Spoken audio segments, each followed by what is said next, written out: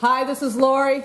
I'm Hamilton. I guess this is Peter. Sorry. We're with Heroes Character Rental Service here to review Terminator Dark Fate. Yes. Terminator Dark Fate, which I have a hard time not calling Terminator 3. Right. Yeah, that's very true. In a lot of ways, it does feel like Terminator 3. It wants to be Terminator 3, I think. Right. Well, what's his name? It could be. Which one?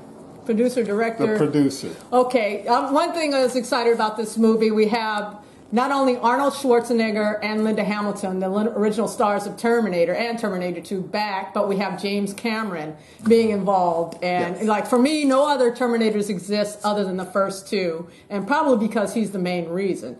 So was this one worth? Well, one, he did say, or Linda Hamilton said, okay, this happens after Terminator 2. Right. So just by saying that, that means none of the others exist. Right. And I'm good. And I'm good with that too. Yeah. So Hamilton's holding his tongue. So, No, so what did you I mean, you know, I was just gonna say, I this film, you know, it's Well, let me help you out. So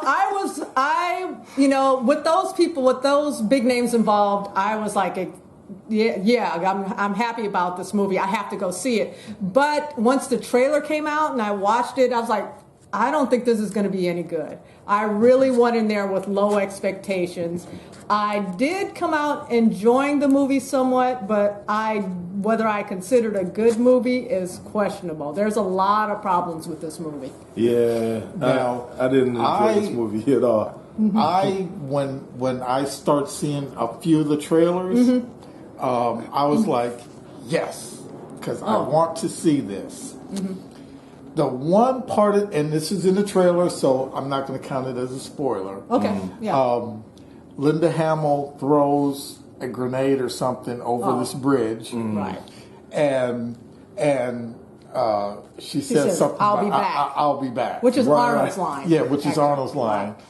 But it just felt wrong. Okay. And I just looked and said, I guess they're trying to make her a badass. And I mean, she is a badass. I mean, well, yeah. But it was like they were pushing that. And Okay. it's like, you don't have to push it. She's good. You know what I realized, y'all? Like, for me, I went and saw this movie with someone who just, oh my gosh, they loved this film. They said it was like the best film they'd seen all year. And so for me, the problem is not really with the film itself, technically, with the effects or anything. It's really with the story.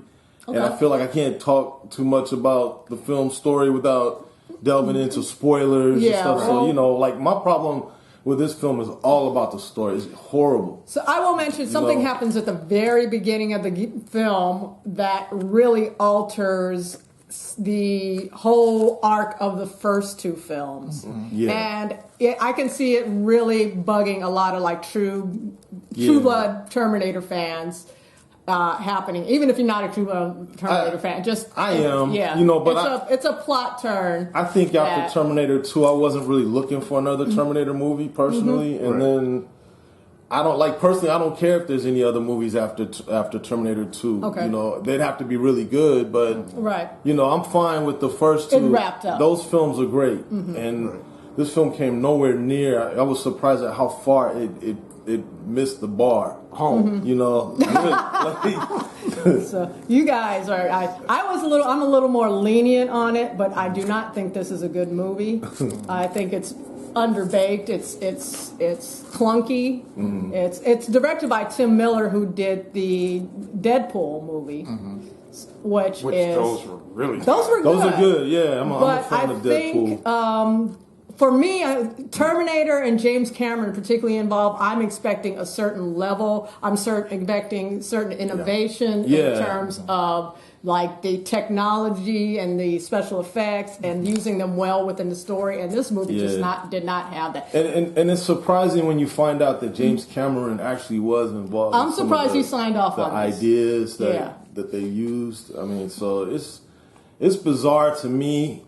I would not recommend this film to anyone who truly loves the first two films. To me, it was two things. One, it was just a cash grab for Cameron. You think so? It was just potentially. Hey, just put your name on it, and we're going to do this. I don't know though. They said, That's where I have I'm not sure because I like James Cameron and I want to give him consideration. I've always had respect for him as. I have a slightly different view of that, but I didn't take it that far. I just took it like it was a really on everyone's behalf. It was like they really miscalculated. It was a huge misfire of a movie. It was like this is horrible.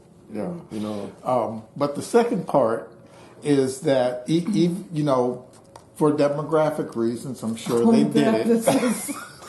Oh, I thought that was interesting what you said, but that was, I don't know. I think that's kind of getting into spoiler territory. I thought about that after I was watching it. And I started cracking up when I thought about what there you seems said. to be one thing is there seems to be an effort to engage a lot of new audiences by pandering maybe to the Latino community, to women, to persons of color. It's kind of like it's trying to incorporate more of diversity into this, and it's pushing a diversity kind of vibe. And normally I'm okay with that, but it's just this movie is clunky and it does it tacks it on and it doesn't really do it in any kind of serviceable or good way. Nothing that they do. It was a Mexican exploitation movie.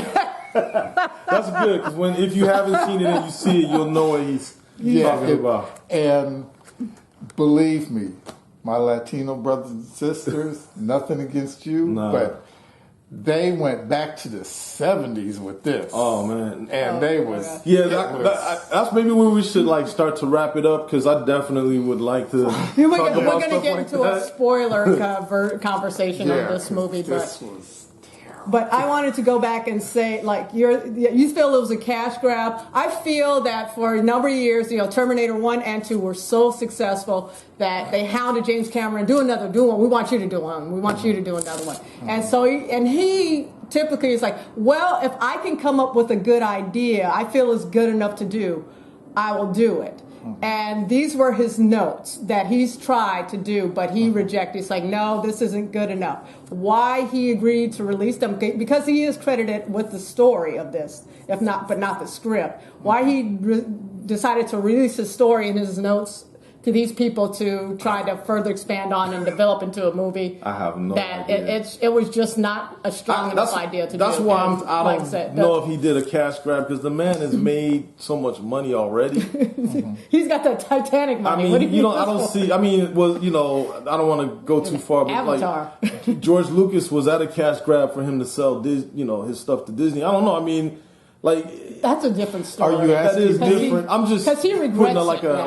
There's stories that he regrets. Rhetorical question or whatever. Oh, you think it was? But I mean, I don't know. I don't think. I think it's like I said. I think it's weird that he was involved as much as he was. It was like he wasn't just an executive producer. He contributed some of the main ideas in the story that in my opinion, were really flawed. Yeah, but you see, if you remember in Terminator 2. Because he expounded on it. There were a lot of things left on the cutting room floor. One of the things was when the Terminator went to the kid's house, John Connor's house, and the what do you call them? The step parents. It's been step parents. It's been a while since I've seen T2. Believe it or not. One of the scenes that was cut out was that the Terminator actually goes into John Connor's room, and there's a poster there. I remember that. And he waves his hand over it to get energy and ideas of where John Connor might be. Really? And he finds out. And I remember that. Cameron said, you know what? That was just a little too much. I agree. That told the same thing that he had already found out. So they didn't need that, so he took that out. So I think with this story, I think he gave his notes, and I think there was some things that they just went too far with, and other things they just said, oh, we don't need that, or just how like in saying something that all you need to do is change one or two words, and it's something totally different.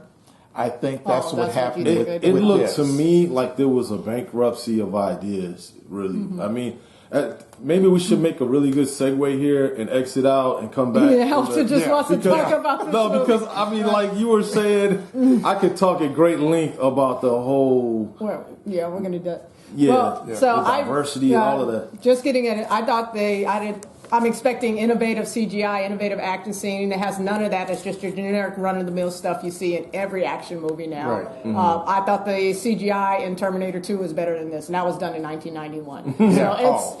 So I didn't all around hate this movie. There are stuff I like. There are things that made it feel like a Terminator movie to me, and I think that comes from James Cameron's his minimal involvement. There were stretches of it that did feel like it, but on the whole, no.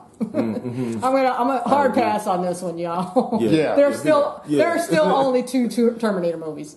That's it. There's only two Terminator movies. Only two Aliens. Only two Aliens. Only two Terminators. Only 3 Star Wars. For me, it's only really one Blade Runner, but I mean that's a whole other conversation. I'm sorry. I like the sequel, but I agree. It didn't need a sequel. I agree with that. Yeah, they didn't need this as a sequel either. This movie was totally unnecessary. So go see it and tell us what you think, whether you liked it, because we do know people who have, and whether you absolutely hated it, which they did. And which I just like, I can't even say I was okay with it anymore. I was okay coming out the theater, but the more I think about it, it's just not.